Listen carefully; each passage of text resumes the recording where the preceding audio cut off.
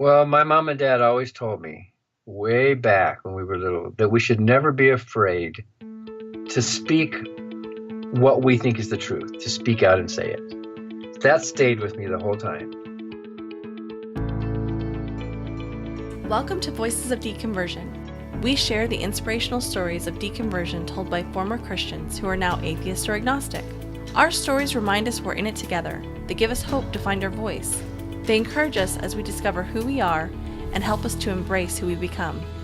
Now here's Steve with today's guest.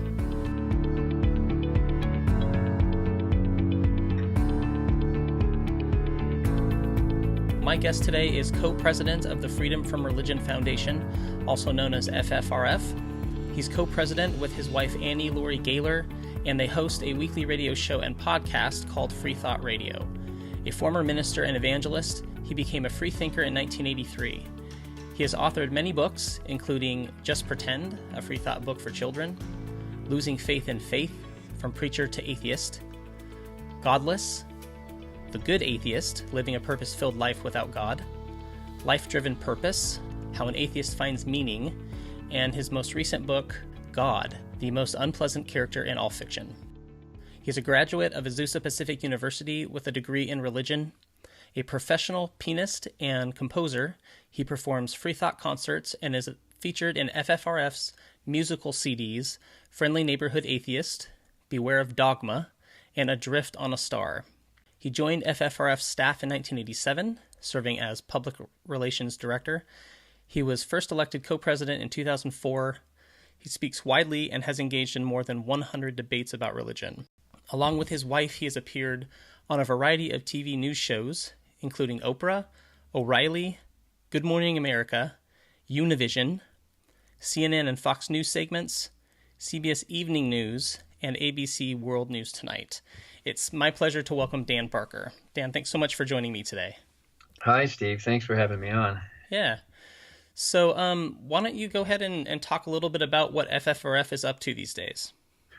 The Freedom from Religion Foundation. We're a national group in Madison, Wisconsin, but we have chapters all over the country, and we take action all over the country and all over the world, actually, now. We're broadening so much. We started in the mid-1970s. Anne Gaylor and her daughter, Annie Laurie Gaylor, to whom I'm now married, and we're coming up on our 30th anniversary now. They founded the group, and with just a couple hundred people. Today, we're about 28,000 and growing strong. We just expanded, about 2 years ago, we expanded our national headquarters here in Madison, Wisconsin, the state capital. Just 2 blocks from the state capital, we have this beautiful, nice, big, spacious building now, including an entire second-floor legal wing with 7 full-time attorneys working full-time, actually, and not getting the work done. There's so much work to do. People like you or your listeners call in with a state church complaint, and we jump on it. We try to solve it by writing letters or by going to court. We've had more than 80 cases in the courts. We have about a dozen at any one time, at the federal level to the local school board level.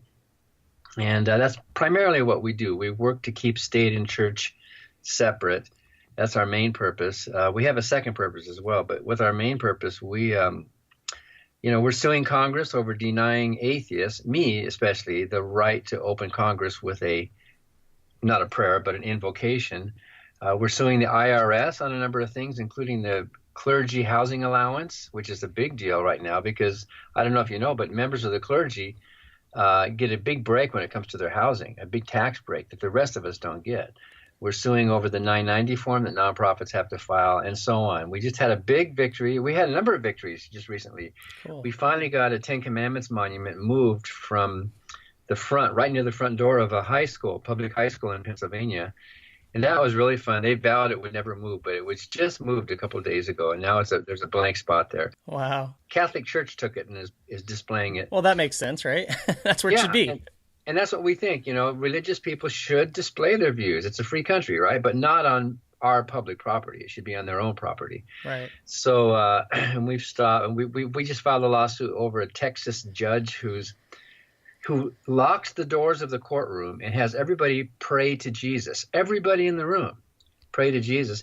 And he said, if you want to leave, you can leave. So if you leave, you have to knock on the door to get back in, and everybody sees who it was who didn't want to pray, So it's one of the, and he's very proud of the fact that he's praying to Jesus during his, when you're going to pay a parking ticket or something, That's crazy. But anyway, so we do an awful lot of those kinds of things. Our second purpose is to educate the public about the views of non-believers, non-theists. So most of our members are atheists. A lot of them are agnostics, and we don't really care. There's some religious people that join our group too because they like our state church stuff. So it's not like we're a religious denomination where we all have to be the same thing and think the same way. Rather than top down, it's a bottom up kind of thing. So cool. The joke we make is that we don't care what non-believers call themselves. We all disbelieve in the same God. So anyway, that's kind of briefly what we're doing. We have about 24 staff. Annie, Lori, and I are going to London this summer to speak at an international conference on freedom of conscience.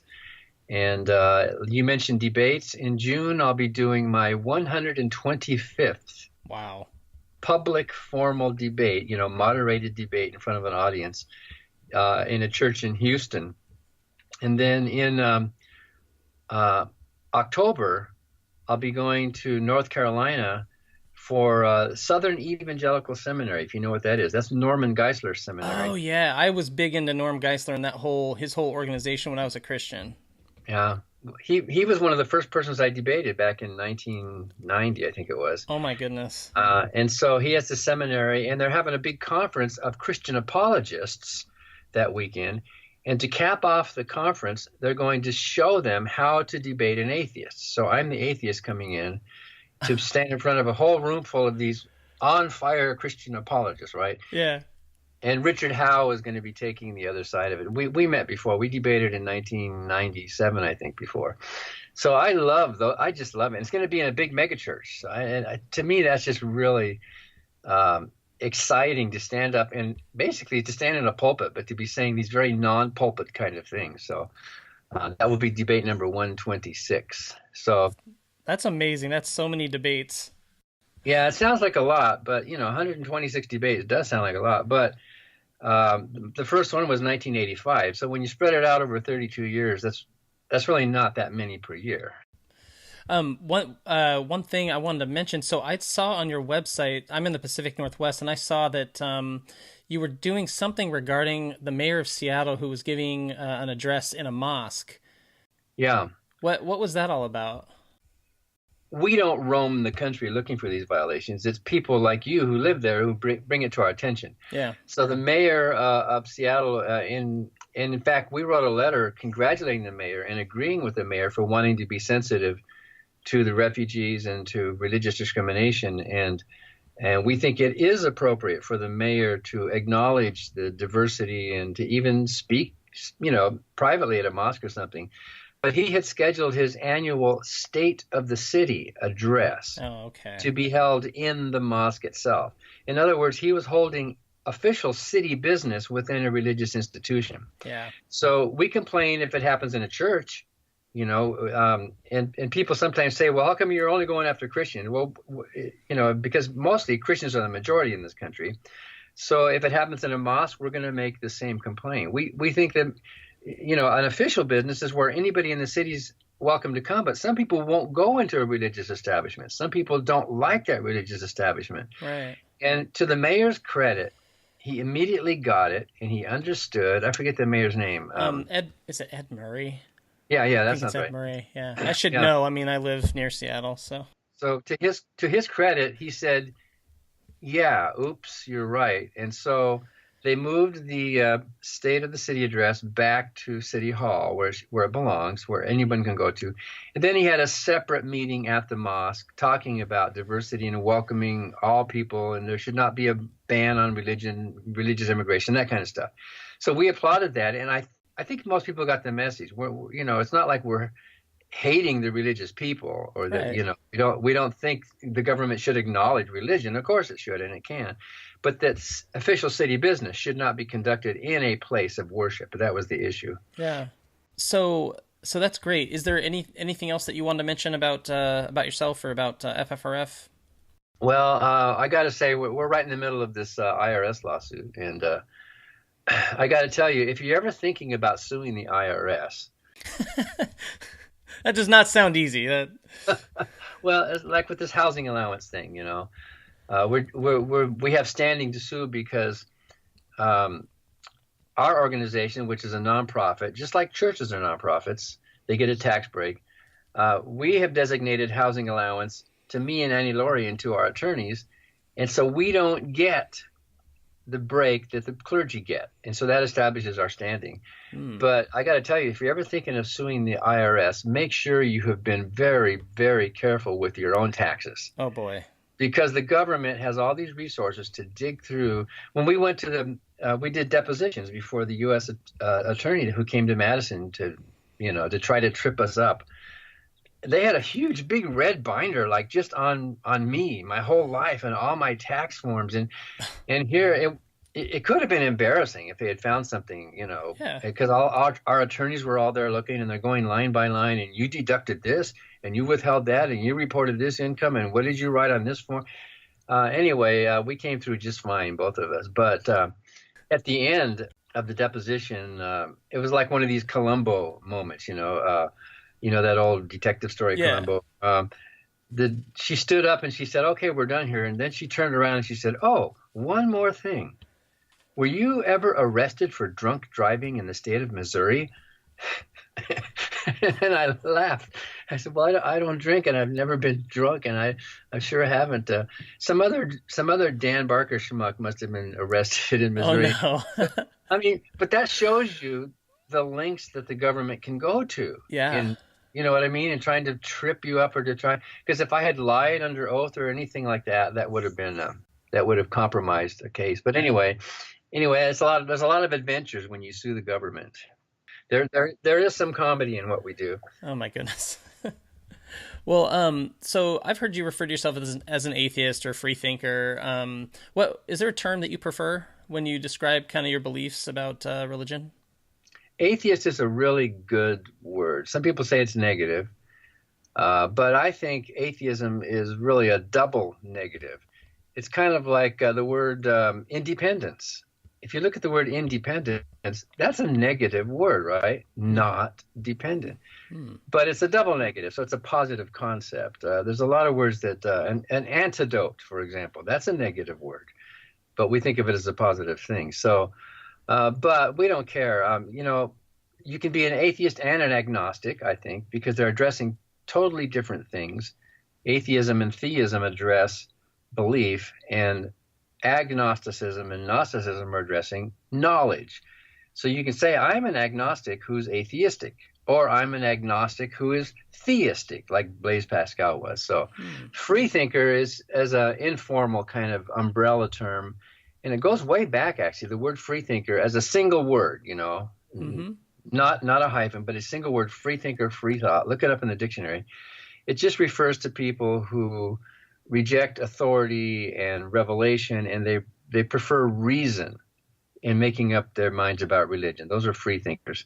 So you don't necessarily have to be an atheist to be a free thinker. You're just using reason. Free thinker is kind of a synonym for a rationalist, basically. But and in theory, that person could be religious. Yeah, exactly. Okay, In fact, yeah. I've debated Christians who say we're free thinkers too. I'm thinking freely, right? Even though the Bible says to bring into captivity every thought unto the obedience of Christ, right? And lean not on your own understanding. They still think they're thinking freely. But so free thinker is a nice kind of friendly word that we're trying to bring back because it's a sort of a positive way of, talking about how it really is your own thoughts. You should be free to think your own thoughts, and not someone outside of you telling you what you must think. Yeah. And with the word atheist, like you were saying, it's negative in our culture. But, my hope is that the more and more people that come out and say, I'm atheist, folks get to know them. And you refer to yourself as the friendly neighborhood atheist, or you have in the past. And, that's the idea, right? Like they get to know someone who's an atheist and they go, oh, they're not so bad. There's a tendency for people in those religious traditions to capitalize everything. Like, oh, you're a Methodist. Oh, you're a Pentecostal. Oh, you're a Roman Catholic. As if atheism was a capital A thing. Oh, you are an atheist, like you belong to, you know what I mean? Yeah. Instead of, I think most freethinkers are lowercase a atheist. It's not like it's a label or it's an identity of some card that you're carrying, that you've devoted yourself to Right. this. It's just the fact that you don't have a belief in God. You don't, for whatever reason. And the reasons vary. We surveyed our membership a number of times, asking people why they don't believe in God, and most of them said it was intellectual because it doesn't make sense. But some of them gave emotional reasons, and some of them gave like social reasons or political reasons. They don't like the way the church is treating women or gays, or you know what I mean. So there's all sorts of reasons that somebody might give, and even you and I might have different reasons why we came to our atheism. So we can be described as lowercase a atheist because we don't have a belief in a God. That's basically, and if you don't want to call yourself one, that's fine. There's some people who say, I don't believe in God, but I'm not an atheist, as if that made it different. But so I like the word atheist. And by the way, the word atheist is more likely to get you some media attention because it's stark. It's more of a sexy word. You know what I mean? If you're going to have a debate, you want the extremes. So saying you're an atheist is more likely, unfortunately, to get yourself noticed because, oh, you're taking this extreme over here.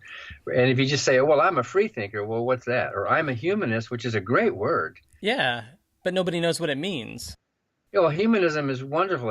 It's the flip side of atheism. It's not what you're not, it's what you are. You have humanistic values. But when you say you're a humanist, you're less likely to get calls from the media because, what's that? But saying you're an atheist and you're debating as an atheist, it has some practical value in using that word for stance, for framing the issues. You kind of have to say, yeah, okay, well, I'll do that. I don't care if anyone calls me an atheist. I don't even care. We shouldn't need that word. It'd be like saying I am an a-leprechaunist or an a Santa Clausist, as if that was a thing that you would be rather than just a description. Yeah, exactly. Well, let's go ahead and jump into your story a little bit. So I'd like to start kind of with your Christian beginnings and your Christian origins. What was the religious environment like in your childhood, and how did Christianity influence you growing up?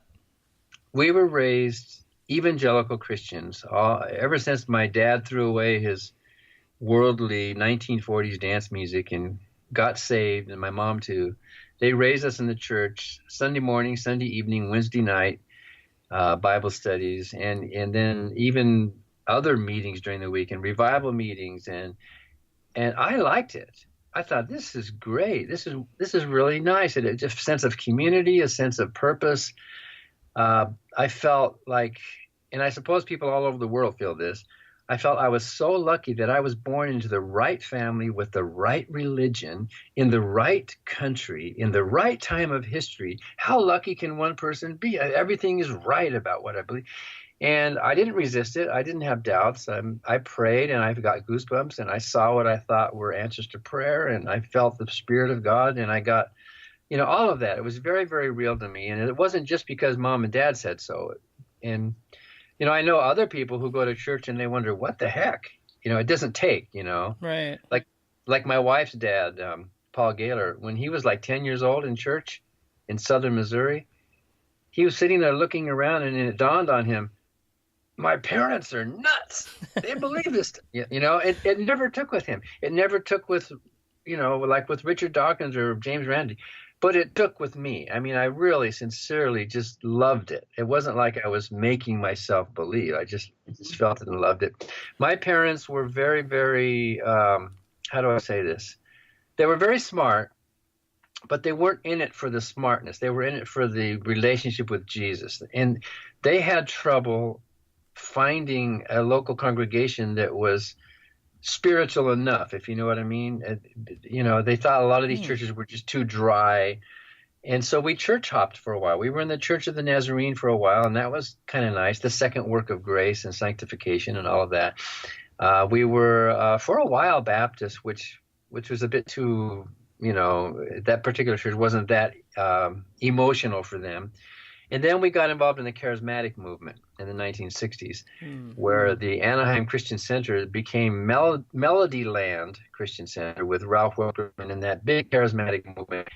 And that was great. It was all of the gifts of the Spirit and speaking in tongues and the divine healing and all that. And so all these great faith preachers would come through our church. And And for a while, I was the choir librarian for Catherine Coleman, if you know who she was, the big faith healer out of Pennsylvania. Oh. Once a month, she came to Southern California and put on her big faith healing services at the Shrine Auditorium. And I got to sit right in the front row of the choir, just a few feet away from her. And I was watching all these people getting healed. And I remember thinking, who in the world would be so blind or so sick to deny the reality of God? It's so obviously real and powerful. And I cried, and I got the goosebumps, and I talked to Jesus, and I was riding my bicycle as a teenager, just singing in the Spirit, and I thought the world was going to end any minute, like a thief in the night, like the Bible says. And I thought we were living in the last times, and I would pray, dear Jesus, please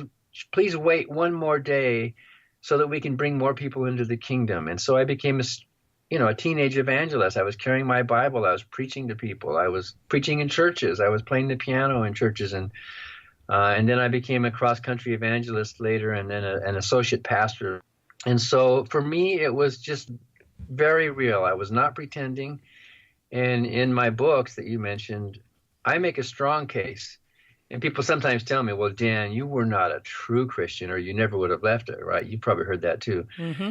And I make a case, well, if I was not a true Christian, then nobody is.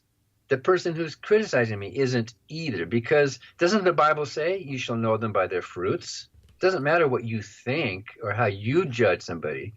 The Bible says you shall know them by their fruits. And my life exhibited all the fruits of the Spirit and more. I used to preach that you didn't have to feel anything to be saved. That feeling kind of like a dessert maybe, but I did feel them. I just felt it all the time, and it was a wonderful, amazing inner relationship with Jesus, who gave his life for me, and who shed his blood so that I could receive the eternal life that he obtained by raising from the dead, which I thought was a fact of history. So yeah. It was all pretty solid. You know what I mean? It just just very confident and very real, and I didn't need or want anything else. It was just that's the way I was raised, and I felt really lucky that I got to be not just a believer, but like a soldier on the front line of the army for Christ, to go out and make the world a better place and bring souls into the kingdom and reestablish all of that. Yeah. Maybe you felt the same way. Yeah. What was do you have like an earliest memory of like an earliest Christian memory of something that you were doing in church, or something related to your relationship with God? Well, I remember all those years of Sunday school and church. Bible drills. Did you ever have Bible drills? I don't think so. Where the kids would stand up, and then the teacher or the minister would say a Bible verse, Jeremiah 13:14. Whichever kid could find it and read it the fastest. You know what I mean? Oh, wow. So how well do you know your Bible? So we memorized all the books of the Bible, and I loved that. I was really good at that, to read it and to know it and to be able to find it quick, Yeah. Because how many people could find Amos chapter 2 verse 7 really fast, right? Yeah, Where like is 2% Amos? of Christians, yeah. Yeah, I mean, really. So I remember that, and that was fun. I just liked that kind of challenge, and I liked knowing things. And I remember praying in church and just getting the tears, and just and then I remember when I was about 15, I think, at Anaheim Christian Center, where there was a sermon about the Great Commission to go into the whole world and preach the gospel, coupled with the end times. And I remember sitting there thinking, yep, that's me. I don't have to worry about what I'm going to do with my life. I might not even live long. Jesus might come before I go to college or get married. So why should I worry about that? I need to be preaching. And it just felt like a calling. It felt like the secure thing, like my captain was calling me into duty. And so, yes, I'm going to follow and obey. I remember those feelings, and it was just it was positive, and it was kind of humbling, I thought, to be a faithful servant of this Lord. Like Paul called himself a slave of Christ, a doulos of Christ. I kind of thought that was humility, and it was years later that I realized, well, it's kind of arrogant to think that after millennia of disagreements within and outside of the church, suddenly I was the guy my brain, my theology, my thinking was actually, I'm the guy who has it all together and everyone else is wrong. I know there's that feeling that everybody has certainty, that you want to have it. And it wasn't until later that I was to turn around and look and realize that this so-called humility really was a kind of arrogance, that now I am right up next to the right hand of God himself, who's telling me all these things, and I'm getting direct wisdom, but at the time it felt like I'm a humble servant of this Lord, not realizing what this Lord itself was actually like. So yeah. Now, your parents were very musical. You said that they were in a band prior to converting was it prior to converting, or was it prior to them being really like hardcore Christians? Yeah, my mom and dad met in a dance band in the 1940s. Dad was a great trombone player, and he played in bands. He played in the USO up and down the California coast. And he opened for Tommy Dorsey's band. And you can see my dad in some old movies. There's an old movie called Easter Parade in 1948 that Irving Berlin made with Fred Astaire and Judy Garland. Wow. And when Judy Garland is singing her first song, she comes up and puts her arm around my dad. You can watch it. Look it up online. Judy Garland, she sings a song about Michigan. Oh, that's cool. That's him playing the trombone. He was like 21 or something, 22. And so mom and dad met in a dance band, and she was the singer and he was the trombone player. And so the duet lasted for 60 years. It was a great love story. When I and my brothers were born, then they got serious about their faith and went back to church, and they realized that the dance band world was sinful and worldly and lustful, and it wasn't good, and they wanted to raise their sons with good Christian values. And so they became really solid born-agains. And Dad never played any of that stuff until many years later, around 1990, when he became an atheist eventually. He came full circle, and he picked up his horn again, and he said, hey, this is fun, and he went and started playing dance bands again. But anyway, so we had musical performances that our family did. I would play the piano, and Dad would play the trombone. My brothers would play the trumpet and stuff, and we would go around to churches and sing gospel harmonies, and Dad would preach, and it was really great. Even way back then as a young teenager, I thought we were on God's front line of bringing the good news to the world, and it just felt wonderful. And I think a lot of believers, a lot of them don't get the feelings, but I think a lot of them really are sincere. They're not phonies. They're not pretending. They really have this deep concern for goodness and morality and love. We preached about love a lot. What's wrong with love? Nothing's wrong with love. All religions preach that. And peace, peace on earth. We want peace. Like some religion says, oh, we're a religion of peace. Wow, we're supposed to be impressed with that, because all religions say that. I mean, all human beings want peace. But in any event, it just felt very positive and up and good and wonderful. So you've said that when you were about 15 years old, that's when you really felt your call to ministry. Yeah. And then you ended up, being a missionary in Mexico. Talk a little bit about that. So what was it about that moment in your life that you think contributed to you feeling that call? Well, I believed it, and it's in the Bible, right? And I believed the Bible and God, and that there was going to be a day of judgment, and that we all needed to make a personal choice. I used to believe and preach that God has no grandchildren. Just because you're born into a Christian family doesn't make you a Christian. You have to make your own decision, right? So in Southern California, it wasn't too far away from Mexico, which I'm kind of embarrassed about it now. It seems so, patronizing or something. Mm-hmm. But just across the border was this deep, dark, lost nation of foreigners that needed to be converted to Jesus. So it's funny, I laugh about it now, because I was basically spending all those years trying to convert Catholics into Christians. Yeah. Because they already believed in God, and they had a different theology, but and so there were a lot of these missionary outreach teams of young people and others that would go down across the border, and kind of like weekend missionaries, Mm-hmm. And then we come back home to our homes. But sometimes I would spend months down there traveling through Mexico, and I spent a total of about 2 years preaching all over the country, with some great adventures, by the way. Just some really, really, in fact, culturally, it was a good thing to do. No matter what the reasoning is, it's good to get outside of your own cultural shell and go to some other part of the country and see how people live and think and interact with them, which is one of the reasons why I think we should tear down the wall. This is just my personal politics, and it doesn't represent FFRF. And in fact, I think Annie Laurie disagrees with me about it, but I think we should tear down walls. There should be no borders on this planet. But anyway, that's me, because we're all human beings. We all love our families. We all need to eat. We all need shelter. We all want opportunities. And who has the authority to put up a wall and say, no, we get to keep what's good and you stay out, you kind of non-human people down there that we don't like, Anyway, that cultural experience was really good for me in the long run, but I was down there for the motive, which is embarrassing, this sort of condescending idea that these poor lost people needed this wonderful message that we American Protestants could bring to their deep, dark, lost world. So, and I believed it, and I made a lot of friends and had some great times down there. But and were those in your teenage years then? Yeah, well, in teenage, 15, 16, all the way through college, all the way up into my early 20s. In fact, all the way up until I was almost 30.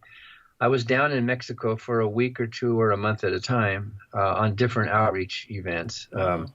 So it spread out over a long period of time, and I got to know a lot of the wardens in the city jails because they would, after a while they knew they would let us in to come in and preach or play basketball or soccer with the prisoners, and a lot of the pastors and orphanages. We would go down and do a lot of orphanage work in some of these. In south of Mexicali, there's this place called the Farm, La Granja, which really is like a jail. They say it's a school for kids, but it's for these street kids that they round up, and there's just barbed wire and guards with guns. So that doesn't look much like a school. But they let us in, and we would try to minister to these Mexican kids to try to bring them to Jesus. So, and I liked that, and I thought, oh, good, one more day before the world ends, I get to continue preaching this good news. Yeah, it is a bizarre existence. I used to have those thoughts about like the world could end at any moment, and it's just it's a stressful kind of thing, but I guess sometimes it's kind of exciting. Well, yeah, especially when you feel this call. You really do think there is this transcendent, powerful Lord who loves you and is thinking about you and your life and giving you direction, and you get to be like a buddy of this big master Lord. Yeah. Today I would say dictator, but back then I would say Lord. Yeah. And so there's a feeling of specialness and of purpose in your life and of meaning to be able to do something that has more than just immediate consequences. It's an eternal kind of judgment thing that's better and bigger than, what career I should pick or, what school I should go to or how I should make my money, because that's all going to evaporate. You've heard sermons like that, right? Yeah, yeah. This world is not my home. I'm just a passing through. My treasures are laid up somewhere beyond the blue. So yeah, it's a great feeling. So then you ended up getting married to your first wife. Around how old were you when you got married? I was 21 then. Okay. And it was really good. She was a singer, and when we were on the same page, it was a good marriage. And now I believe that, nothing lasts forever, and marriages don't have to last forever, and they could be good while they're good, Mm-hmm. But we had 4 children, and we traveled together, and we were kind of like co-pastors at some of these churches, because when you hire a pastor, you're also hiring the wife for free, basically. Yeah, that's true.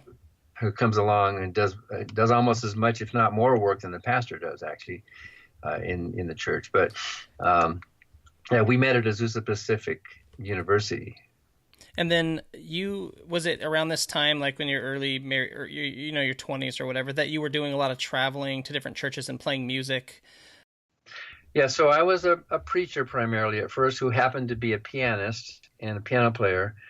But eventually I got more into musical evangelism and musical ministry. And on one of the cross-country tours, we got to Ohio, and the week of meetings fell through. So I spent a week in the basement of this pastor's house where there was an upright piano, and I wrote a musical. And I took it back to California, and we performed it in our church. But somebody in California had a friend who worked in Christian publishing who said, "This is interesting. You should show it to, a Christian publisher." So I did. I was scared. I just took in my little penciled manuscript to Manna Music in Burbank, California. I walked in, and Carl Ferrer was there. I remember him. He's still alive. And so I played it for him, and I started playing the introduction to the first song, Mm-hmm. and I was really nervous, because what was I, 25? What did I know about publishing or any of that stuff? And he grabbed my arm and said, "Stop." And I said, "What?" He said, "Stop playing." I said, "Oh, okay." He said, "I can tell you right now, we're going to publish this, and it's going to be good, and it's going to be one of our best-selling musicals."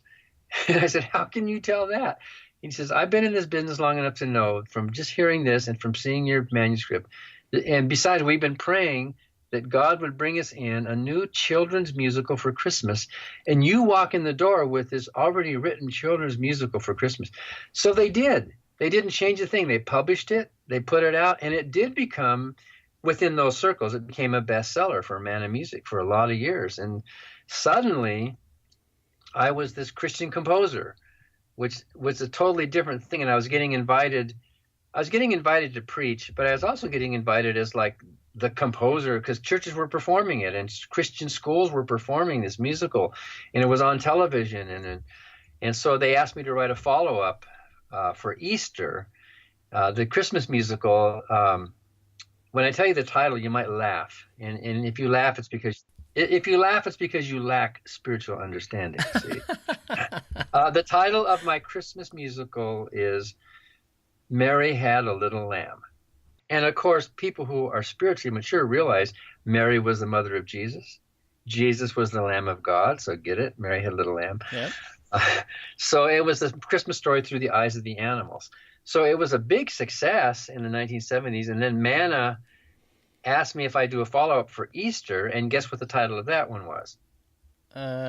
His Fleece Was White as Snow. That's right. His fleece was white as snow, because if you have spiritual understanding, Jesus was the final Passover sacrifice, and they had to sacrifice the unblemished lamb, right? Right. The cleanest animal. His fleece was white as snow. He had no sin, in other words. He was sinless, and yet he died. He became the sacrifice. So there's that whole message of the fulfillment of prophecy and the death of Jesus as the sacrifice, the blood atonement for our sins. And I'm embarrassed now that I killed off the main character. Snowy was the main character's name. This, who met the news with mixed feelings that he was chosen to be the Passover sacrifice because his fleece was white as snow. But anyway, those became pretty big sellers at that time in history for that company. Manna was not like the biggest Christian publisher, but they were like the number 3, I guess, So I got a lot of invitations to conferences and to speak. So my ministry necessarily had a lot more music in it from then on, and less time for preaching. So I would sit at the piano and I would do my songs, and then I would intersperse sermons, more like sermonettes rather than a full-blown sermon, as I was traveling and doing these things. So, and I figured, well, God is calling me to a different kind of ministry. And then I was a record producer for a while in Southern California, where I helped a lot of other ministries produce their albums and their demos and their touring records and that. And I worked with Manuel Bonilla, and he's still alive, and we're still good friends, actually. Manuel was, and maybe still is, the leading Spanish-speaking Christian recording artist in the world. So Wow. He's sold in 15 countries. And if you're a Christian and you know anything about Christian music in Spanish, Manuel Bonilla is like a big, big, big name.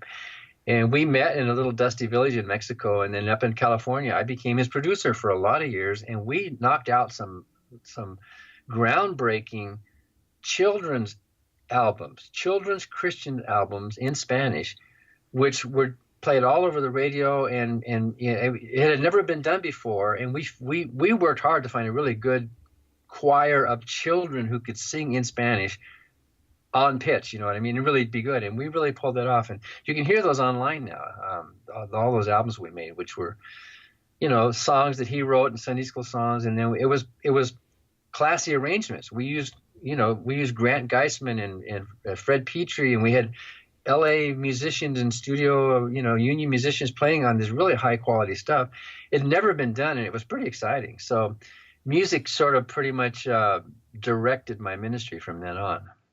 So it was around this time that you were traveling around meeting hundreds of different pastors all over the country, because you were playing your musicals and at these different churches.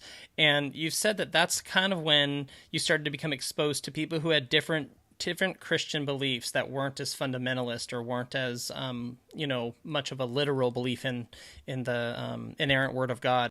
What are some moments that you remember as far as challenging your preconceived ideas about the Bible being the Word of God? Or do you remember any times that kind of made you raise an eyebrow when you were talking to one of these pastors? Yeah, you're right. I talked to hundreds of pastors, and before each of the meetings that we would meet, usually we would meet somewhere for prayer, kind of like a pep rally, or like before the football team goes on the field, you huddle and you pray. And so we did that a lot, that God would bless the ministry. And so I talked with a lot of them all over the place. And it was educational, because it was then that I realized that Christianity is not just one monolithic set of beliefs. I realized that there's a huge cross-section of Christianity. And I guess I should have known this. Maybe I was kind of naive back then. I just thought God was God and Christianity is Christianity, and we're all on the same page here. Yeah. But they're not all on the same page. And even though Paul in the Bible says, let there be no divisions among you, you should all think with one mind, he failed to tell us which person to follow, which mind it should be. But I was kind of just sort of happy and naive about it all. And so any church that was going to perform my music, I thought, well, this is a good church, this is great. But then I realized that some of them had different theology from me, different interpretations from me. And before I tell you what I think is most significant, one really humorous thing that happened was, I think it was Indiana or maybe Pennsylvania. I was invited to this Baptist church because they had performed one of my musicals. And so I was coming in as an outsider. And during dinner before the meal, the pastor's wife looked at me and said, you know what? You are the first person we've ever had speak to our church from outside of our denomination. Oh. And I thought, oh, well, I guess that's good, And then she kind of put down her fork and she said, so I need to ask you a question. Have you been baptized? And I said, I took a sigh of relief. Yes, I have been baptized. Yes. And then she said, 3 times forward. Oh. And I said, what? Were you baptized 3 times forward?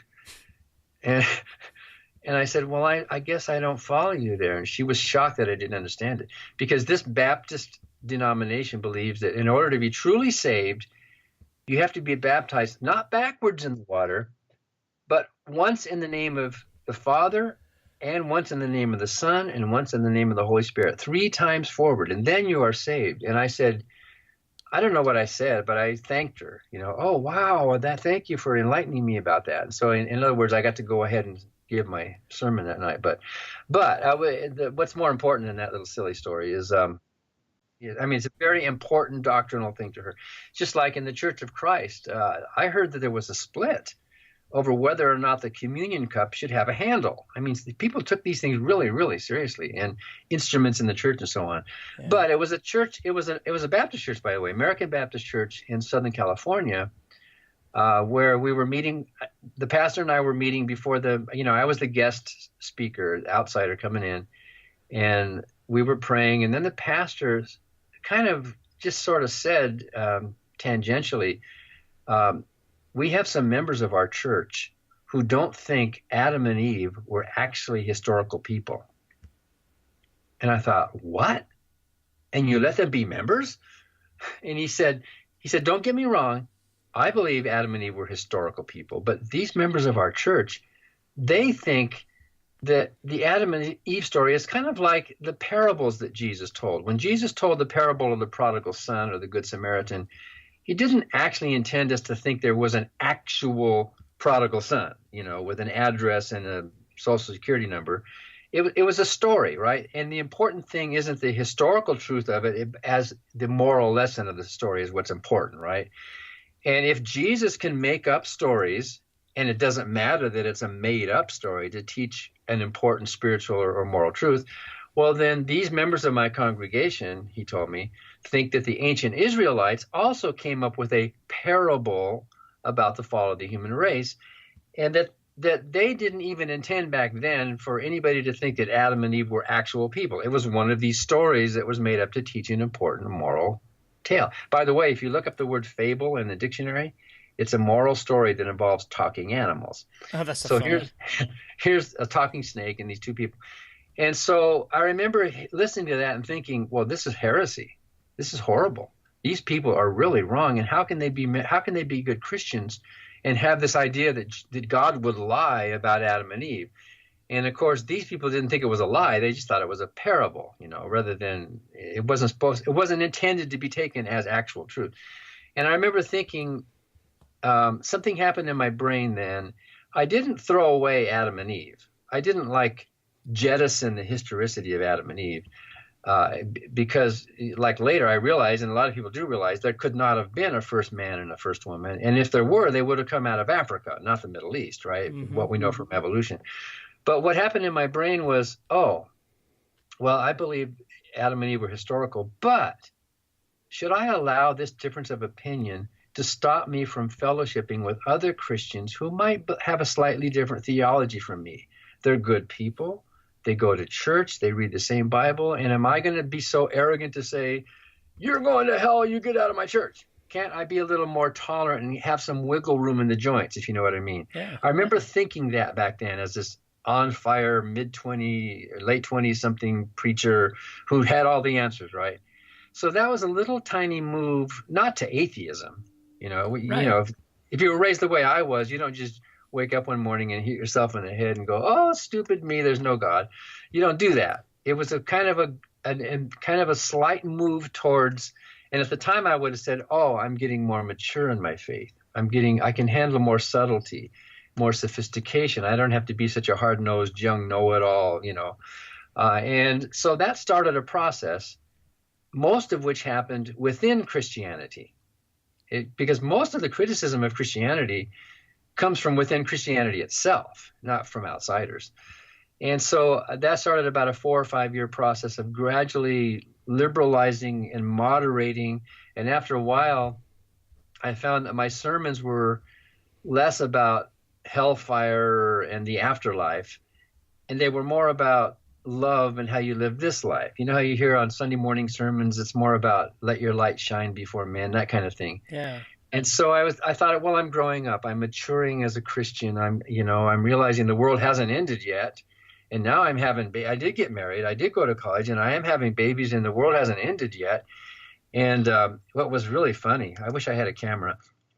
I was at an East LA church that had performed my musical, the Easter one. His Fleece Was White as Snow. Mm-hmm. And above the whole platform, above the pulpit, there was this huge wooden sign stretching all the way across the church, and it said, Jesus is coming soon, big. And as I was up in the pulpit, I looked up at the sign, and I saw the back of the sign, the paint was peeling, and there were spider webs up on it. Wouldn't that have been a great photograph, Christians have always thought, there's always been Christians in every generation who thought they were living in the end times. Even Jesus said it to his apostles, some of you aren't going to die until you see it. And Paul said, even so, Lord, come quickly. And the Millerites in the 1830s and the Jehovah's Witnesses in 1914 and so on. And then with the birth of the nation of Israel, there was all that, this generation shall not pass, all of that stuff. And it kind of slowly dawned on me through all of that, maybe Jesus isn't going to come tonight, And who am I to think? Who am I to be so sure of myself that I know that this is going to happen? When Christians that I've been talking to and these pastors, they disagree with each other about all these things.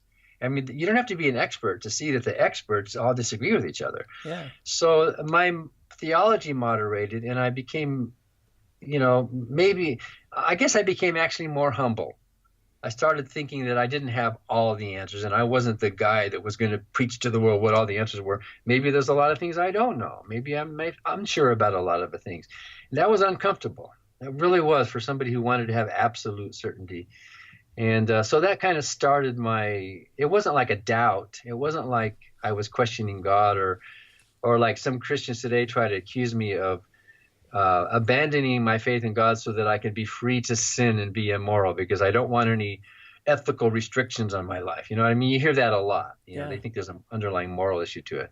It was just that I was starting to mature intellectually and grow up. In my early 30s, it kind of, you know, I went from fundamentalist to more moderate for a while, and then to more of a liberal type, you know, like Paul Tillich and others, who defined God in these sort of non-anthropomorphic ways, in just these kind of general terms.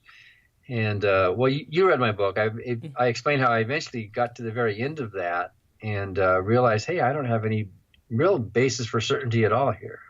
So as you matured in your faith, was there, you know, one or two things as you were kind of exposing yourself to these ideas that like Adam and Eve might not be literal people, that maybe you should focus more on, you know, less hellfire, more on, you know, living this life with, you know, and loving, you know, your neighbor and things like that. Was there anything about that time as you were maturing that started to bother you a little bit, that started to worry you? Like, as far as, you know, you might be, your faith is changing. Is it changing too much, you know? Yeah, of course. And it's scary. It was really scary because what if hell and judgment are true and you're risking your eternal life? The Bible says the fear of the Lord is the beginning of wisdom. Well, the fear of the Lord keeps people in the faith, because really what underneath it all, I don't think any Christians initially came to their faith in God as a result of contemplating the ontological argument, or, you know what I mean, or the teleological argument. It's not that. It's not a top-down thing. It's like a biological fear thing that people have over this alpha male who controls everything and who will punish you if you're not good, right? And I think tribally, our social culture came from a lot of that, and we can't help it, instinctively wanting this big dictator, daddy, lord, master. Even in a country that kicked out the master and the sovereign, we still have people that feel like that we need to bow down to the sovereign, or else something bad's going to happen to us. So yeah, I felt like, well, what if I am risking eternal damnation? But after a while, I got to thinking, well, so be it. How can I not be who I am? And I got to the point where I realized that, okay, so the prodigal son is a parable. All right, that's not controversial. And Adam and Eve might be just a metaphor then, okay? And that's okay. Is it required for salvation that you believe that Adam and Eve were historical people? No, it's not. But then if the prodigal son's a parable, and if Adam and Eve are a metaphor, then what other characters in the Bible might just be huge figures of speech? What about Yahweh? What about this alpha male God character? Maybe that's also just a big parable too. That doesn't have to actually be a real literal historical thing, right? A real person. And that's liberal talk, you know what I mean? That's like dangerous talk. So being exposed to all this, like it was more liberal theology, these ideas that like, okay, maybe Yahweh is kind of a metaphor or not literal, you know, maybe he's an idea, like a parable, you know, like how Jesus told parables. And those ideas were kind of scaring you or worrying you? Yeah, but it was the kind of a fear. I don't know if there's a word for this kind of fear. Like if you're going skydiving, and it's really going to be fun, right? But you're scared to death. So what is the word for that? It's like scary but exciting at the same time, you know? Like an anticipation? Yeah, I guess so. Or like an adventure. You know, it's like, so I'm embarking on this new area that's kind of like, you know, maybe there's a risk here. What if the parachute cord doesn't open? You know, what, you know, that kind of thing.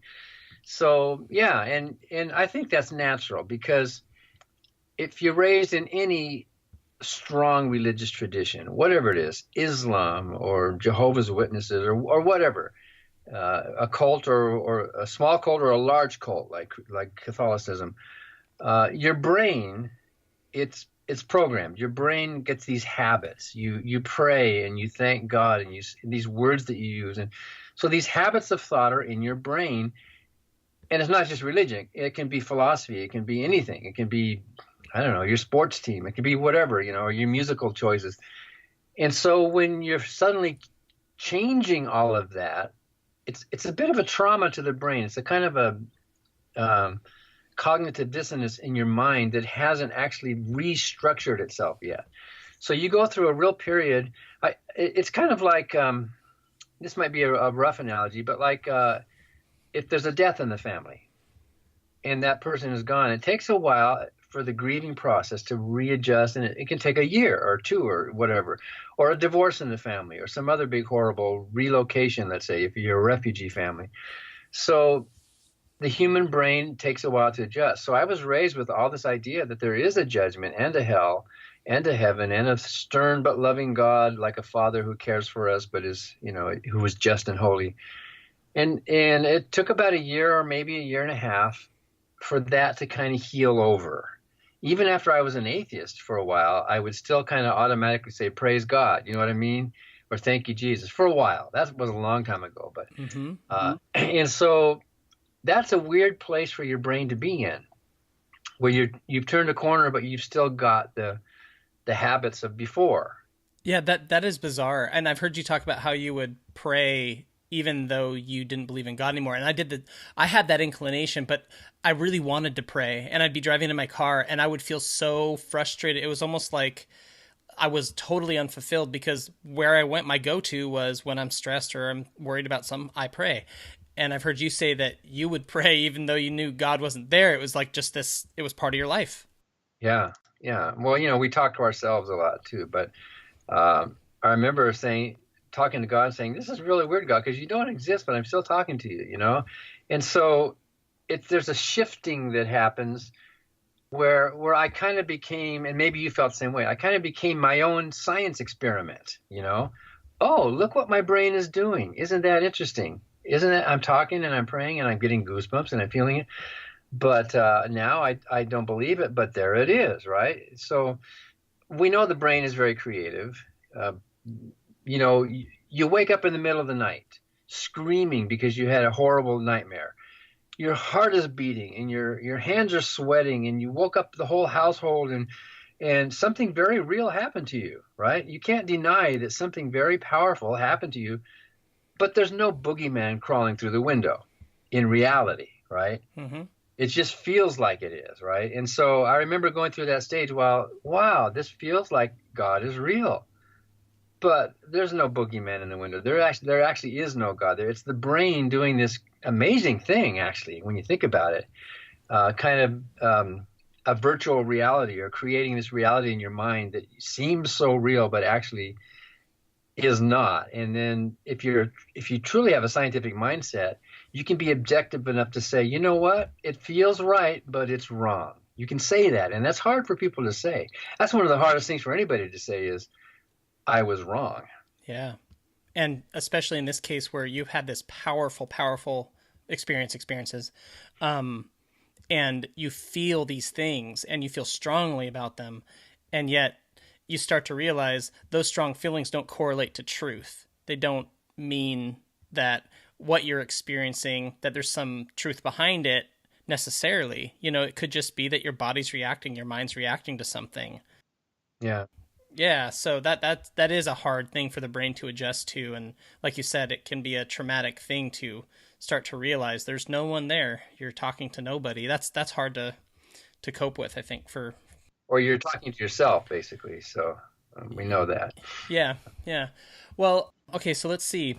You're in your early 30s when things are starting to change significantly in your theology. When did you kind of have a realization, just a general time in your life? I know it's not like one specific moment, but when did you realize, okay, I don't think I can call myself a Christian anymore? Yeah, well, probably the last few months of that 4 or 5 year process, I kind of knew it, but without saying it out loud.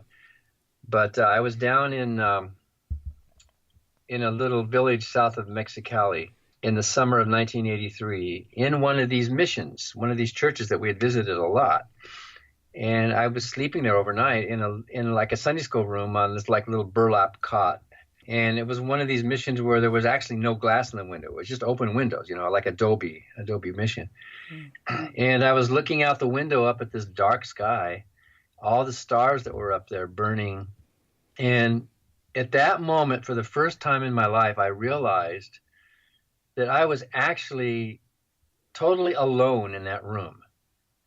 There was no spirit or God or big transcendent eyeball or principalities and powers or angels or demons. You know what I mean? This whole worldview that we thought we had when we were believers, looking over and judging my thoughts and analyzing me and judging if I'm a good person. It was just me in that room. I was a natural organism in a natural environment. And just like those stars that I saw out the window were, you know, with gravity, they're ingesting this material and then it burns up the material and it basically then dies out. My own body is kind of like a little low wattage star ingesting material, eating it and glowing faintly in this natural universe. And eventually it's going to burn out, or it's going to die out. And I realized for the first time who I actually am as a person. I'm an animal in a natural world. And it was really, what's the reverse word for enlightening? Because it wasn't like a light went on. It was like a light went off. I was like, oh, okay, this is who I actually am. And I almost wanted to shake hands with myself. Hi, Dan, after all these years. Oh, there you go. That's who you are. You're not some super soul spirit thing. You're an animal, and you're living your life evolved with natural instincts and, you know, and luck and whatever and skill. And it was kind of, it was humbling, you know, because now I had to give up this whole idea of this big greatness of transcendent certainty and absolute, you know, moral values and all. It was just me as an animal in this world. And I realized at that moment, you know what? I guess I don't believe in anything supernatural. All there is the natural world. That's it. But it took a while before I told anyone else. Some people were guessing, but it took until December of that year. 5 months later, when I finally preached my last sermon. And so I guess for those 4 or 5 months, I really was a hypocrite because I knew that I didn't believe anymore. But how do you stop a lifetime of preaching on a dime? I had a calendar with some future events that I had to go to, and I've heard other former clergy in the Clergy Project say the same thing. It's kind of like your marriage is over. You're gonna get a divorce, but where is the exact moment that you walk out the door? You've got to think about things, especially if you have kids, and how do you tie up loose ends? And so, you know, it's over, but it's not over yet. You know, there's that period of time. So it was in December of 1983 then that I finally said, this is my last sermon. And that's a big story I don't have time to tell, but there was an atheist in the audience. And then in January, I sent out a letter to everybody. Guess what? I don't believe anymore. And it felt good. I mean, it was the right thing to do because honesty is the right thing to do. And even if I was wrong, I would rather be honest, right? Yeah, even if it turns out that I was making a huge mistake and I would learn that someday, I would rather be honest. And I would think that my friends and family who say they love me would appreciate the honesty. They wouldn't want to be lied to by someone like me, pretending to believe. So as I tell in my book, when I sent out the letter, about 50 copies, when I dropped those envelopes into the mailbox there by Chaffey High School in Ontario, it was like a big moment. I held on to the envelopes for a couple seconds, like, you know, this is kind of it. I'm sending this out and I'm cutting it off and I'm telling everybody I'm the same person. I haven't changed, but my views have changed, and let's talk, basically. And I duplicated that letter in the book Godless. So you said some people were guessing around that time when you were in Mexicali and you realized I'm alone. You know, there's no God. I'm just a natural. I'm an animal. What people were guessing?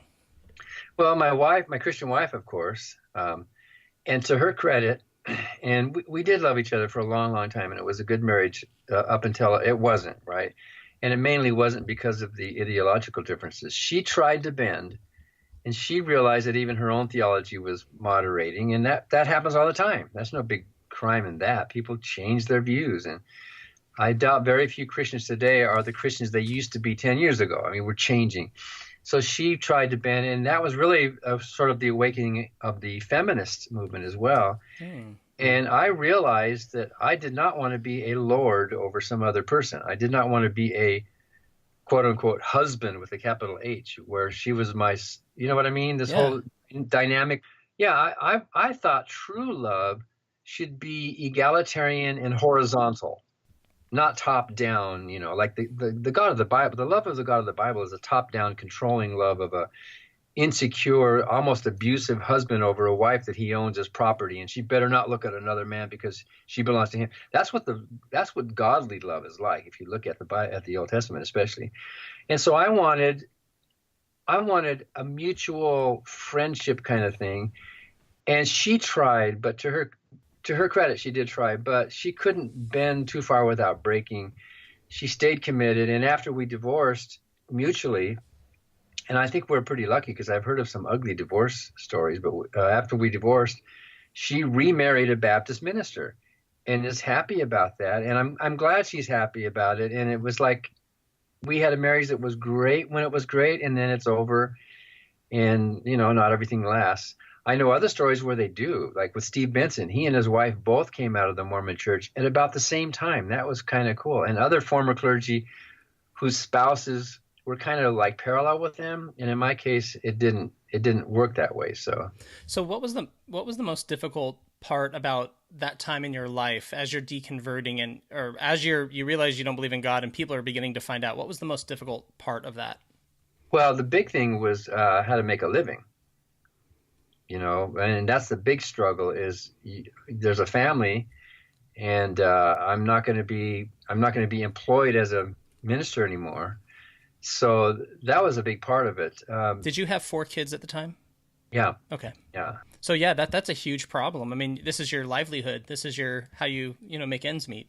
So I was using music. Music was a good transition, and I was doing a lot of Christian production, Christian record production.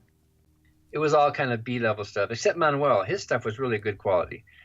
So there was a little bit of income from that, but I had to scramble. But I got to tell you, this is a great way to test your friendships, because a true friendship really is horizontal and mutual. You just like and admire and love each other for who you are, not contingent on whether you belong to the same group or you're in the same club or the same political party or the same church. You know what I mean? Right. And if the friendship is conditional on any of those external things, then is it really a true friendship? And so this was a good way to test who your true friends are. And I learned kind of painfully that a bunch of my so-called friends actually were not friends at all. As soon as I changed my opinion, I was no longer their friend. Some of them got really ugly about it. Some of them got cruel about it. Some of them were accusing me of all sorts of, I think because it made them insecure and made them angry, they projected it back on me. Yeah, they're threatened. Yeah. And however, I did find out that some of those friends actually were good friends, and we're still friends today. And how else do you know that unless you go through a test like that? And because we realize we just like each other as people. We really do admire and respect, even though we disagree. Do you have to agree with everything to be somebody's friend? So those friends that I thought I had that I lost, actually I realized I didn't lose anything at all, because that wasn't a true friendship in the first place. It was conditional friendship. And so, I miss the people, but I was better off not considering them friends anymore because they didn't consider me a friend. So, yeah. And there's plenty of other people in the world to become friends with. If all you want is friends, there's lots of people in the world. Well, how did you make a living then when you first quit being a pastor? And you'd been a pastor for 20 years, is that right? Well, I was preaching for 19 years. Okay. But I'd only been an ordained pastor for half of that. But before I started preaching in high school, right? Yeah. So I started preaching when I was 15. Okay. But yeah, how did you make a living? Yeah, so there was a few years when we were really, really poor. I mean, we were just scrambling dirt poor, picking nickels and pennies out from underneath the car seat, and in fact, I just got my Social Security thing, in the mail, and for 2 years there, I reported no income back then. Wow. So it was a really weird, but I did make enough money. We made to at least live, I did this and scrambled here, and I produced some albums, and But then I went into computer programming. I took a class and loved it. And then I got hired as a programmer without a degree, with only having taken one class. And I worked my way up. And for 2 or 3 years then, I made what you would call a basic decent living, a salary, as a computer programmer. I loved it. We programmed for petroleum industry, and then we programmed for the railroads. And I thought, this is a blast. I get to go to work and play with trains. Of course, they're real trains. Yeah. And in fact, somebody was killed. One guy lost a leg and another guy was killed because of a mistake. And they tried to blame our software in Galesburg, Illinois. So, but it was fun. I thought, I get paid for this? This is really great. I was programming in assembly language, and then we moved up to the C language. Usually people move down to C, but we moved up to the C language and then into Pascal. So that was a great transitional way. And I tell some of those stories in my book, Life-Driven Purpose. I tell about some of those computer programming war stories, which relate to religion in some way.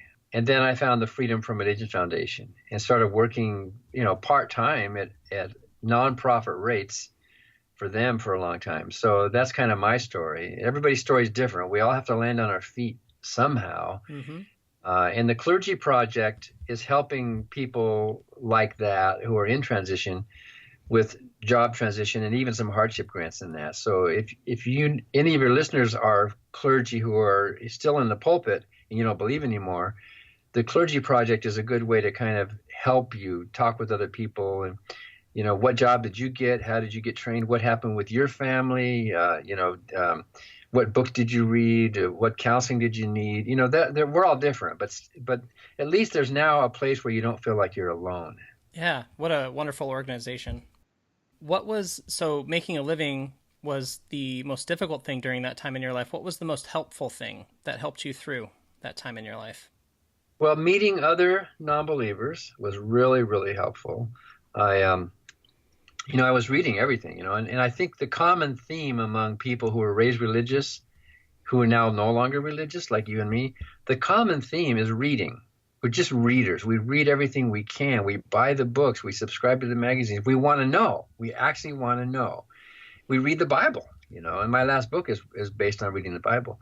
So reading was very, very powerful. And I read this short little book called Woe to the Women, The Bible Tells Me So, about how the Bible is responsible for patriarchal and sexist laws even today towards the way about women, written by a young woman named Annie Laurie Gaylor.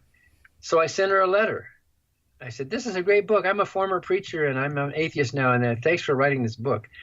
And she didn't answer it, but her mom did, Ann Gaylor, who founded the Freedom from Religion Foundation. Her mom answered and said, you should write an article for our newspaper.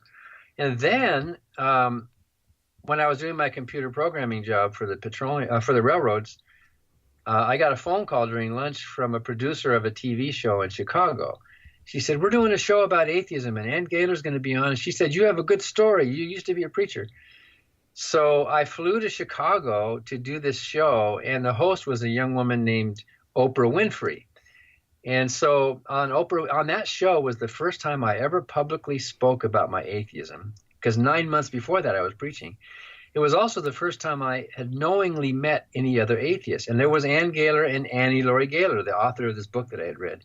And so we met that day, and you can see it online if you Google or YouTube Barker, Oprah Gaylor. You can find. Yeah, I actually watched it the other day. It was really fun because it's in the 80s, so the climate's different. I mean, the cultural climate, people were much more antagonistic, I think, and much more threatened than maybe a crowd today would be.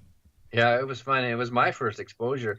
It was not only the first time I had spoken about my atheism, and you can see me kind of putting the words together for the first time, on live TV, phrases that today just flow out naturally. But at the time, it was like fresh, and it was also the first time I had ever publicly spoken before a hostile audience. And I actually loved that. This was like, wow, this is much better than preaching. Because when you're preaching, what are you talking to? A bunch of people who already think like you, right? When you're up in a pulpit, it's pretty much, like you can say what you want and people are going to applaud and they're going to say amen. And you might say something important or not. But here was an audience, and Oprah's producers had packed that audience. You saw the audience. They were carrying their Bibles, and they were calling Annie Laurie a witch because she was a young woman speaking for herself. That was really neat. And I just got hooked on that. I thought, this is great. This is where the debate is. This is where the dialogue is. This is actually saying something that's making a difference in the world rather than the same old, same old, same old. Good news, everybody. Jesus died for your sin and we can have peace on earth and love each other, right? Big deal. Haven't we heard that message? How many millennia? But to get up and say, by the way, those premises are false. They're wrong. That is like, I don't know, it's like dropping an ice cube in your cup of coffee or something. It's like, whoa, what does that do? It's changing the whole structure of dialogue. Yeah, you guys were very articulate, and I for some reason, I think one of my favorite parts in that was when they asked you, well, you believed all these things for all these years. Well, how do you explain that you don't believe anymore? And you go, I was wrong. I mean, and it's like, yeah, sometimes it's kind of like, it wasn't a simple process, but it's a simple answer. And sometimes we're wrong. Sometimes that happens. Yeah. And most true believing Christians are very quick to point to other believers and say, you are wrong. They know human beings can be wrong. They know human beings are wrong, but they don't point that finger back at themselves because they are right? And you saw that attitude on that show. Oh yeah. And I think I understand, having gone through deconversion, how threatening it is to my personal life. And you know that all too well. And so the easier thing to do, the safer thing to do, is to just not go there mentally, just not explore those ideas and those thoughts, just stay in the comfortable, safe environment of the church and not even go there. So when someone comes on a show like you did and challenges those ideas, it's extremely threatening to those people. And I think you're right that it's uncomfortable and you want to be safe and not to challenge anything. But I think beyond that, there's also the fact that most people don't trust their own reasoning and investigative abilities. They don't really trust their reasoning powers enough to think, am I going to go up against these seminaries and these theologians? Am I smart enough and informed enough to think that I'm going to say that they are all wrong, these august people, these philosophers, and so there's kind of like an attitude of, well, I'm going to let someone else do my thinking for me. These schools and this church and this denomination and these writers have all done the thing. So tell me what I should think. And to get to the point where you can say, I'm going to think for myself. My brain is good enough. It's not perfect. Obviously, I make mistakes, but it's good enough for me to say, I'm going to think for myself. I'm going to handle this and let it fall wherever it falls. Follow that. A lot of people don't even want to get there because they don't think they can. They don't think they don't trust their own free thinking enough to be able to follow that path. Or else you think if something doesn't make sense, it's because other people have figured it out and I just haven't yet, and I'm just going to trust them that they figured it out. It's like, it's almost a put down of your own brain. Yeah. Instead of saying, let me grapple with this. And if there is a God, right? And if he did write a Bible, is revealed truth that's to be read by all human beings, it's meant to be read by you and by me. Not through somebody else, right? Yeah. Not through some intermediary who's going to interpret it for you. It's meant for the whole world, or it's meant for nobody. And in fact, a lot of Protestant traditions, the Baptist tradition is the priesthood of all believers. We are all. You don't need a Moses and an Aaron or a Pope up there telling you what God said. You go directly, right? So some of us, you and me, we wanted to go directly. We wanted to read it. We want to know what it says. And like I said before, you don't have to be an expert to know that all the experts disagree. And even Geister with his apologetics book, there's 4 or 5 different apologetic lines that are contradictory to each other. Which line are you going to take, Mm-hmm. So I guess, I don't know, what is it, a personality thing? Some of us just hunger to think for ourselves, and other people don't. Some people hunger to be sheep and to let someone else think for them. Yeah, it's unfortunate. But so what would you say is the biggest misunderstanding that Christians have about your deconversion, or the fact that you're an atheist? The oldest, biggest misunderstanding is morality. Either my motivation for rejecting God was because I want to be free to sin, and you hear that a lot. In fact, I did a debate in Delaware, maybe 20 years ago now. And after the debate, a guy came up to ask a question. And it was a long debate, and I was tired. And I thought I had heard everything. I thought I've heard every single, question. Now I'm ready for this. The guy came up to the mic and said, "So, Mr. Barker, my question is, are you a practicing homosexual?" And I thought, what? Where is this coming from? And of course, I wanted to be careful. I didn't want to say like, "Oh no, I'm not a homosexual." I didn't want to make it look like it was a bad thing to be a homosexual. Yeah. I said something like, "Well, no, I'm not. I'm heterosexual. But even if I were, I would be proud of who I am. And besides, what does it have to do with this debate?" But I realized later that he was actually thinking that the reason I don't believe in God was so that I could be free to practice the sinful worldly lifestyle. You know what I mean? Yeah. That was my motivation. And I think that's a misconception that a lot of Christians have toward us non-believers, is that we just don't want the moral restraint. We don't want some father God. We don't want to kowtow and bow down before the rules. We want to be free to live. We want to go out and rape and steal and kill and be selfish. You know what I mean? That's kind of a misconception that a lot of believers have toward us non-believers, that we have an ulterior motive besides just the intellectual questions.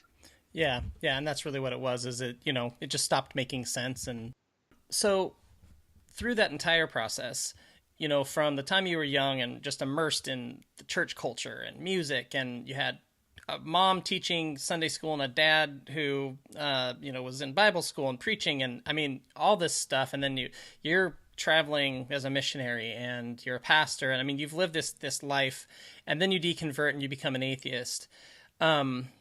What about you? I mean, that's a huge change for anyone. That's a huge life change. What about you stayed the same? What piece of you was there all along that kind of carried through from those early years all the way until today? Well, my mom and dad always told me way back when we were little that we should never be afraid to speak what we think is the truth, to speak out and say it. That stayed with me the whole time. And that's a good Christian message. If you want to promote the gospel, don't be afraid. Just get out and speak it, right? So I think I got that partly from my evangelical background, that sort of, I don't know what the word is for it. It's not arrogance, but it's this sort of overconfidence that we're going to speak what we think is true. So I think I got that. And then, of course, music. Most Christian cultures and most religious cultures have the sort of tribalistic bonding, and music is a big way of bringing that together. It happens outside of religion too. It could happen at a rock concert or some other, political movement or social movement. But within the church, music and the hymns, and in fact, I'm doing a study of hymns right now. I've got about, what do I have here? 8 or 9 different books about hymns that I'm researching to see what the lyrics are. But that does bring people together. And it's a sense of community and togetherness, and as you sing together. So that's the same with me. I'm still doing that music. Now I'm writing songs called You Can't Win with Original Sin, and Beware of Dogma, and Nothing Fails Like Prayer, and None of the Above, which is a country song I wrote for my mom before she died. She was like that. So music is a big part of it as well. And I guess since I was immersed in the Bible, unlike a lot of my atheist friends who can't even pick up a Bible, they don't even know what to do with it, at least I'm conversant enough that I can open the Bible and follow not only what it says, but what the commentators think it says, The theological implications of what you're reading. Yeah. And I have a bunch of Bible commentaries right here in my office. And it's interesting, the commentaries disagree with each other too. It's not like there's one way to interpret the Bible. But at least my familiarity with, and I wouldn't call it so much a love, but an attachment to the Bible has allowed me to be able to open it and sort of grasp maybe in some ways that other atheist people don't yet, because it seems like a foreign thing to them. Annie Laurie has read the Bible, but it still seems really be like reading the Bhagavad Gita in Sanskrit or whatever language they used back then. Yeah, that's hard. I mean, my kids are both non-believers, atheists, agnostics, whatever. But that's the hard thing for me, is like, how do I convey what I went through and why it was so compelling to me to my children? I want them to know that, but at the same time, it's like they'll never know. Like, to have been immersed in that and come out of it, that's such a unique experience. So yeah, I think it is hard for people who are lifelong atheists or agnostics to understand that. And they don't need to. There's better things to do with your time than reading some ancient book of these sexually frustrated patriarchal ancient Israelite men. I mean, it's interesting. It tells us something about human culture at that time, and it's fascinating. I mean, you would want to read that stuff anyway. You would want to read the Babylonian, the Gilgamesh stuff too. I mean, you want to know, but it's not like you want to base your life on those ancient beliefs. Yeah. So these last few questions are just your reflections and thoughts on a few things. When you think back on the Christian you, what do you think about that person now? I was sincere. I know that. I know there's a lot of Christians and Christian ministers and evangelists who are not and were not sincere. They were phonies. And I was surprised when I became involved with atheists that most atheists, including my wife, Annie Laurie, thought, and many still think, that most preachers and evangelists are insincere. They're phonies. They're crooks. They're con men, And because there are some. We know there are. The Jimmy Swaggarts and so on, and the Jim and Tammy Baker and the PTL Club. What's his name? The Crouches.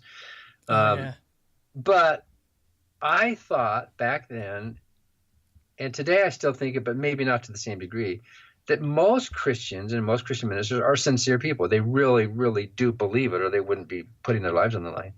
Now I'm leaning a little more towards Annie Laurie's point of view, because you see so many stories of sexual abuse of children, especially among the priesthood. And I think there's still a bunch of sincere Christians.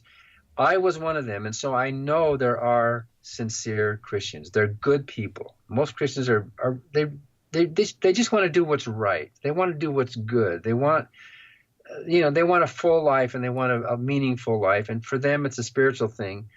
And so I'm sincere now, and I was sincere then as well. And I remember that, and I don't fault myself. If I had gone back in time and to that same point, I'd still be that same Christian as I am today. What do you like best about being an atheist? Well, the joke is I get to sleep in on Sunday mornings, That's really is kind of neat. Just to have your own time. Steve Benson, the former Mormon, he was the grandson of Ezra Taft Benson, the Mormon president. Oh, wow. Steve Benson says, being an atheist gives you an automatic 10% raise. That's true. You don't have to give money to the, but thinking for myself is what I like best. I respect and admire other thinkers, scientists and philosophers, and even some religious thinkers. And that respect has to be earned, but some of them have actually earned it, and I do admire that. But still, they're not doing my thinking for me. I'm thinking for myself, and in the process, I'm making some mistakes, and hopefully correcting some mistakes over time.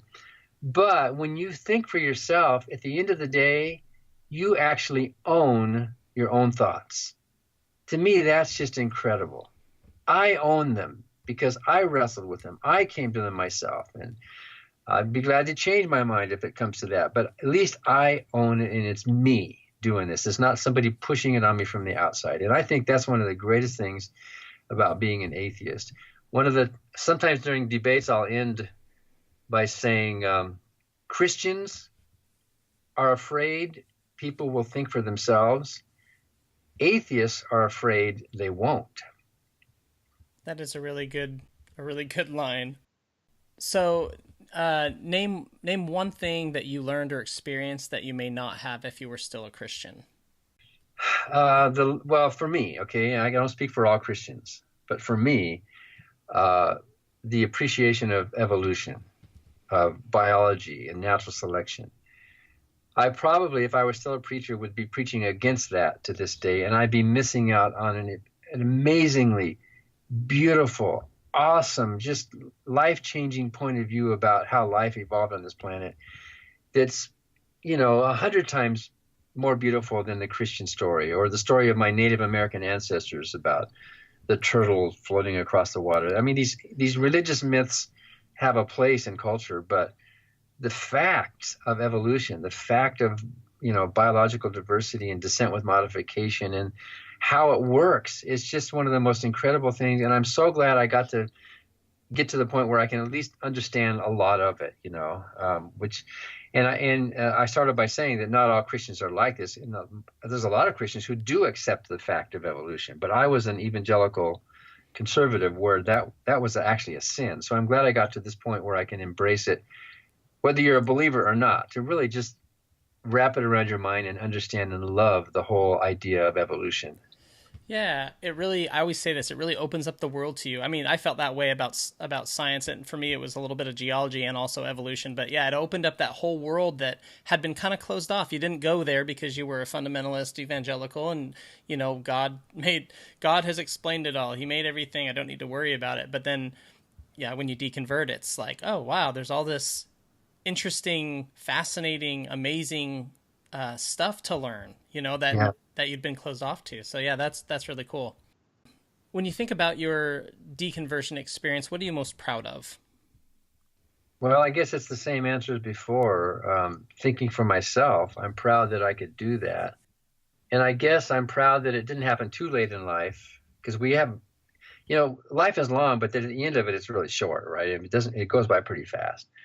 So I'm proud of the fact that I did it early enough in life that I could still live just a really good, positive, natural life. And I guess writing, the writing process, we're all different. We all have different writing styles and different thinking styles, I suppose. I'm proud of that. And that I was able to keep the music going. I'm proud of that. That's cool. Those are some good things. What would you say? What would you say, though? I mean, that's kind of an interesting question. Yeah. You mean for myself? Yeah.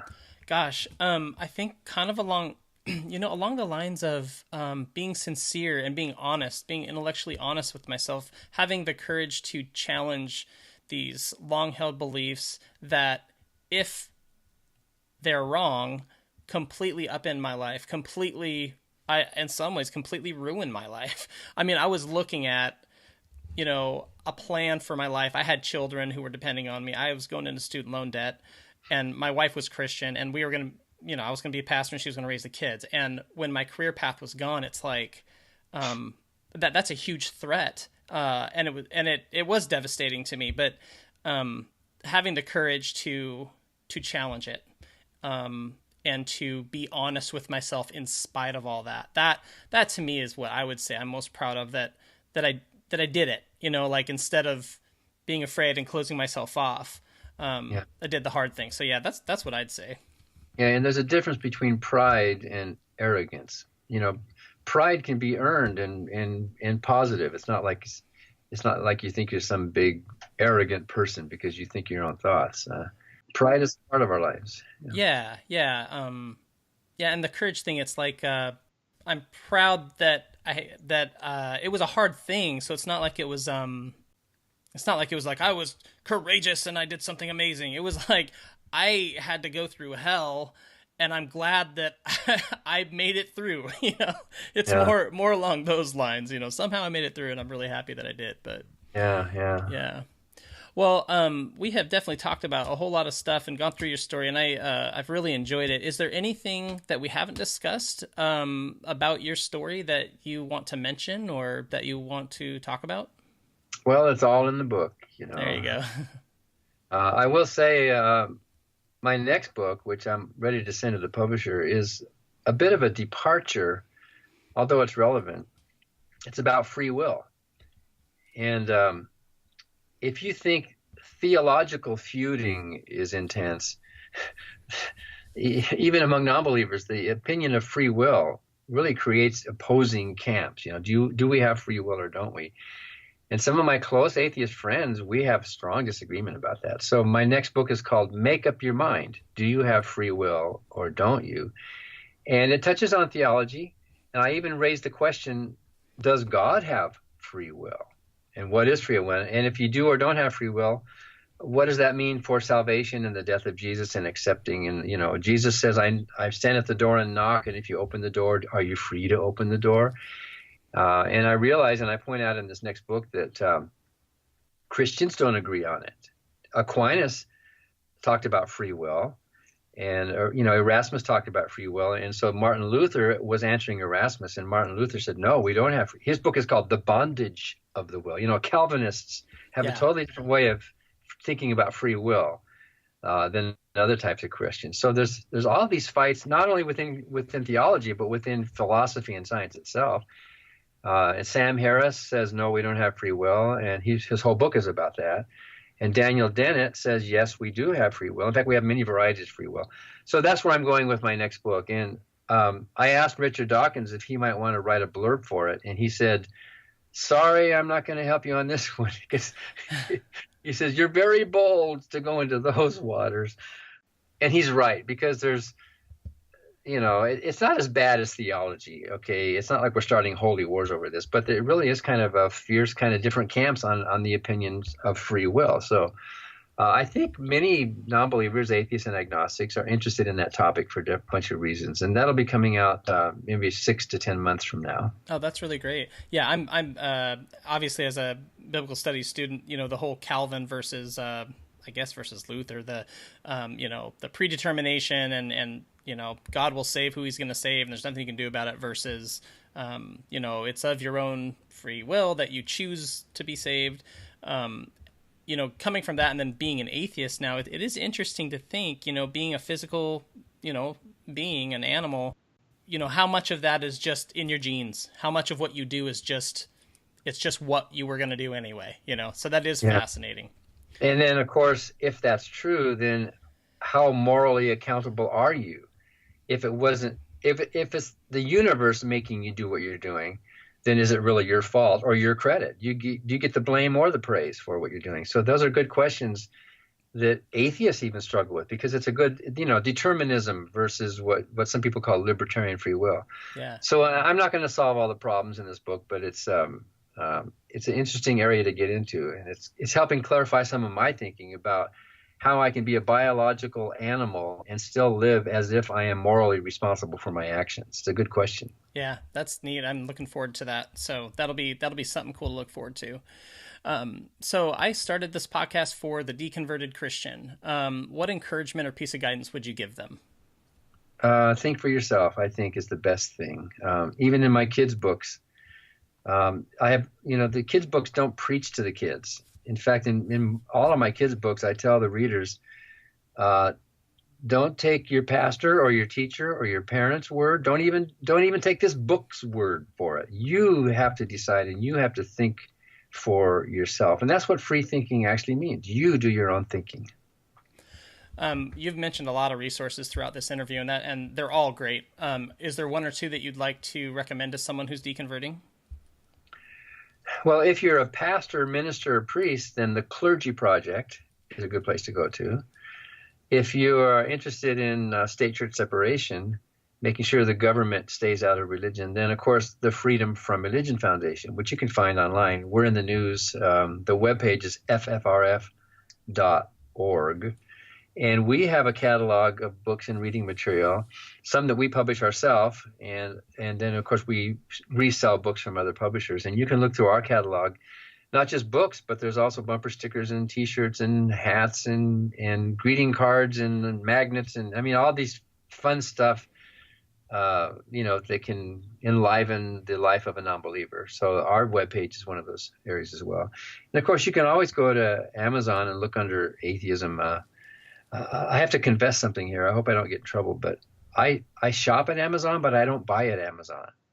I shop there, but then I go buy at the local bookstore. I go down to a room of one's own, and it costs a little more, but I would rather, support the local feminist bookstore. And Amazon has these great tools, if you're looking for certain subjects, and I just jot them down and then I order from the local bookstore. Because I think Amazon hasn't been that friendly to publishers and authors a lot in the past. They're kind of a monopoly. Interesting. It's always nice to support the little shops and the little stores that are, the independent small businesses. Yeah.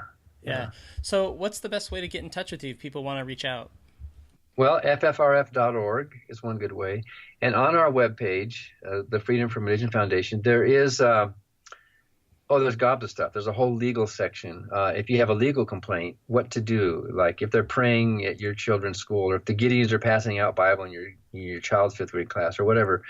But over toward the right, there's also appearances. And so you can see my speaking schedule there, including the Geisler Seminary that I'm going to in October.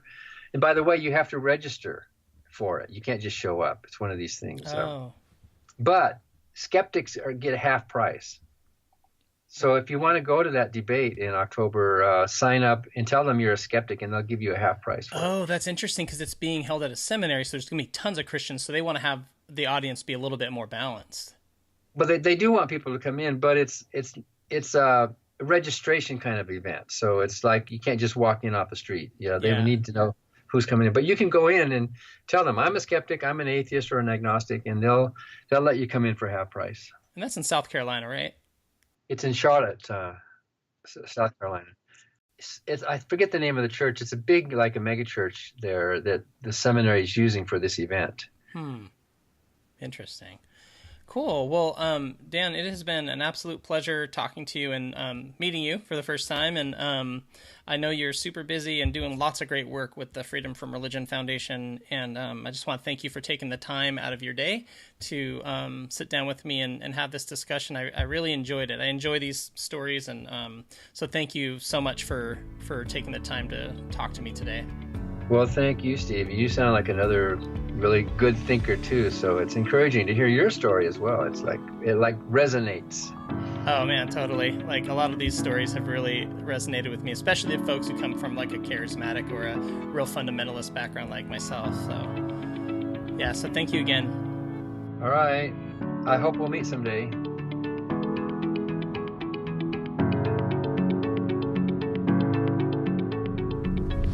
Thanks for listening to Voices of Deconversion.